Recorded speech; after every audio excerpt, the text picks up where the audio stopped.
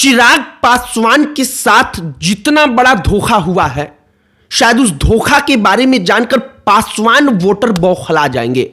और पासवान वोटर क्यों बौखला जाएंगे? हम इसलिए कह रहे हैं क्योंकि चिराग पासवान वाकई में वो नेता हैं जिन्होंने अपने जाति का वोट जो है वो एनडीए के पक्ष में गोलबंद किया है। और वाकई में लगभग 80% 90% वोट जो है उन्होंने ट्रांसफर करवाया है। अब 80-90% वोट ट्रांसफर कराने के बाद भी अगर बीजेपी और जेडीयू उनके साथ खेल कर गए तो निश्चित तौर पर गुस्सा बनता है। चिराग पासवान की पार्टी हो सकता है कि 2 सीट जीते या 4 सीट जीते, 5 सीट तक, इससे ज्यादा आसार नहीं जताया जा रहा है तमाम अलग अलग एग्जिट पोल में। जबकि बीजेपी और जेडीयू को लेकर के जबरदस्त लहर दिखाई जा रही है। अब आप इस बात को समझिए कि चिराग पासवान के साथ यह खेल कैसे हो गया। कैसे जीतन राम मांझी जो बेहद कम सीट पर उनकी तुलना में चुनाव लड़ रहे थे, वो चिराग पासवान की तुलना में कहा जा रहा है कि ज्यादा सीट जीत लेंगे, एक आध सीट ही सही, लेकिन वो 5 से 6 सीट जीत सकते हैं। और चिराग पासवान के बारे में कहा जा रहा है कि 2 से 4 सीट, किसी में कहा जा रहा है 5 सीट। हमने सोचा कि जरा आपको यह बताया जाए कि चिराग पासवान का पर क्यों कतरा गया और प्रधानमंत्री से लेकर मुख्यमंत्री तक की इसमें निश्चित तौर पर शायद एक समझ थी, एक साझेदारी थी। सब पर बातचीत करेंगे, लेकिन आगे बातचीत करने से पहले हमारा नमस्कार स्वीकार करिए। हमारा नाम मोहित कुमार सिंह है। राजनीति में एक बात कही जाती है कि यहां पर ना बाप बेटे का होता है ना बेटे बाप का होता है। निश्चित तौर पर चिराग पासवान के साथ शायद कुछ ऐसा ही हुआ है। अगर एग्जिट पोल जो दिखाए जा रहे हैं वो नतीजों में बदल जाएं तब। सबसे पहले दैनिक भास्कर जो कहता है आप जरा वो जानिए। दैनिक भास्कर कहता है कि चिराग पासवान जिनको 29 सीट दिया गया, 1 सीट पर नामांकन रद्द हो गया मढ़ौरा, 28 सीट पर वो चुनाव लड़ते हैं, वो 4 से 5 सीट सिर्फ जीतेंगे। आप स्ट्राइक रेट जाकर के निकाल लीजिएगा। स्ट्राइक रेट 50% भी नहीं है। 50% तो छोड़िए, स्ट्राइक रेट इसका भी आधा नहीं है। अब बीजेपी इसकी तुलना में उसी सर्वे में कहा जा रहा है कि 72 से 82 सीट जीत सकती है। जेडीयू 59 से 68 सीट जीत सकती है। और इसी सर्वे में जीतन राम मांझी की पार्टी को 4 से 5 सीट दिया गया है। अब आप इस बात को समझिए, जीतन राम मांझी की पार्टी चिराग की पार्टी की तुलना में आधे सीटों के भी आधे पर चुनाव लड़ती है, उससे भी कम पर, उसके बावजूद उतना ही सीट जीत रही है। चिराग पासवान उतने सीटों पर लड़कर भी उतना ही जीत रहे हैं। तो इसका सबसे बड़ा कारण क्या है? कारण कहा जा रहा है कि जेडीयू ने भीतर घात किया और बीजेपी की तरफ से साझेदारी थी।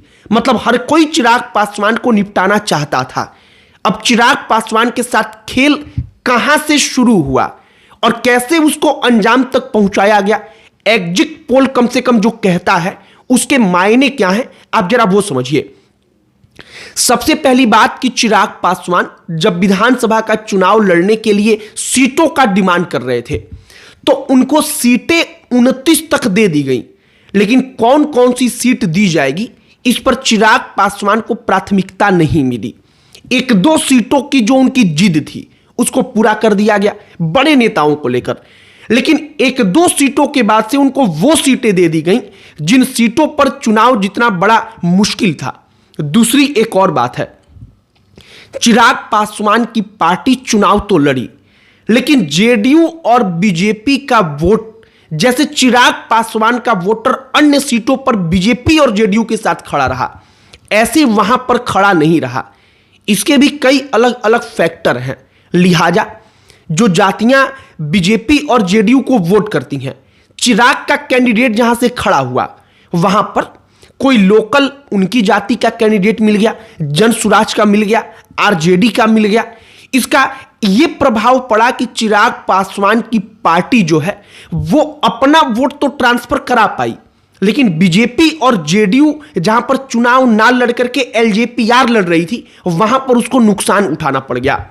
अब चिराग पासवान का पर कतरना जरूरी क्यों था? अगर वाकई में ऐसा हुआ है तब आप ये भी समझिए, चिराग पासवान की लोकप्रियता और दूसरी बात महत्वाकांक्षा, ये किसी से छिपी नहीं थी।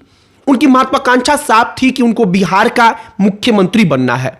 अब चूंकि लोकसभा के चुनाव में 100% स्ट्राइक रेट दिखा करके चिराग इस फिराक में थे कि 29 सीट मिला है, अगर 22 सीट 20 सीट हम जीत लेंगे और सरकार बनाने में हमारी भूमिका महत्वपूर्ण हो जाएगी, मतलब मान लीजिए कि जेडीयू, बीजेपी और जीतन राम मांझी की पार्टी, उपेंद्र कुशवाहा की पार्टी मिलकर 116, 18, 20 सीट तक जा पाते हैं, हम अगर जरूरी बन जाते हैं बहुमत के लिए, तो फिर राज्य की सरकार में हमारा धाक हो जाएगा।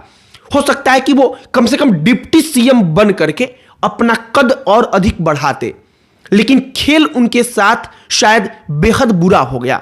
अब मौजूदा वक्त में जो अलग अलग तमाम सर्वे हैं, दैनिक भास्कर को आप छोड़ दीजिए, इसके बाद भी कोई सर्वे चिराग पासवान को 8 से 10 सीट दे रहा है, कोई सर्वे चिराग पासवान को 4 से 5 सीट, कोई 0 से 2 सीट दे रहा है, जो बेहद ही ज्यादा सोचने वाली बात है। और चिराग पासवान का इतना खराब स्ट्राइक रेट कि वो जीतन राम मांझी से भी कम रहेंगे उसी एनडीए में चुनाव लड़कर, ये अपने आप में हजम कर पाना बड़ा मुश्किल है। इसका कारण यह भी है कि चिराग पासवान अपनी जाति का वोट टोटली ट्रांसफर करवा रहे हैं। आमतौर पर 100% में 100% वोट किसी जाति का ट्रांसफर नहीं होता है, लेकिन जितना हो सकता है अधिकतम चिराग पासवान के चेहरे पर पासवान उनके एक बार एक इशारे पर उतना वोट ट्रांसफर कर ही देते हैं, उनके पीछे पीछे चले जाते हैं। इसके बावजूद एग्जिट पोल में अगर उनकी यह दशा दिखाई गई है, तो निश्चित तौर पर शायद चिराग को लगेगा कि उनके साथ बड़ा धोखा हो चुका है। बाकी चिराग पासवान के साथ असल तौर पर क्या हुआ है, हमने वो बताने का प्रयास किया है। हो सकता है कि एग्जिट पोल के बाद जो परिणाम आए वो परिणाम इससे इतर हो जाए, लेकिन एक बात तो तय है कि चिराग पासवान को शायद भविष्य के लिए सावधान रहने की जरूरत है। ऐसा इसलिए क्योंकि कुछ तो हुआ ही होगा, तभी बड़े बड़े पत्रकार, तमाम बड़ी बड़ी एजेंसियां जो हैं वो इस बाबत चर्चा कर रही हैं कि चिराग पासवान की पार्टी अच्छा प्रदर्शन नहीं कर रही है। बाकी हमने आपको सब कुछ बताया जो चिराग पासवान के साथ हुआ है। आपकी प्रतिक्रिया इस पर क्या है, आपकी क्या राय है, कमेंट बॉक्स में लिखकर बताइएगा। अन्य कोई टॉपिक जिस पर आप चाहते हो कि हम वीडियो बनाएं, उस पर भी चर्चा करें, उस पर भी बातचीत करें, आप उसे भी कमेंट बॉक्स में लिखकर बताइएगा। हमारा पूरा प्रयास होगा कि हम उस टॉपिक पर भी वीडियो बनाएं, उस पर भी चर्चा करें। बाकी इस वीडियो को वहीं पर समाप्त करते हैं। अंत में हमारा परिचय, हमारा नाम मोहित कुमार सिंह है। बहुत बहुत धन्यवाद।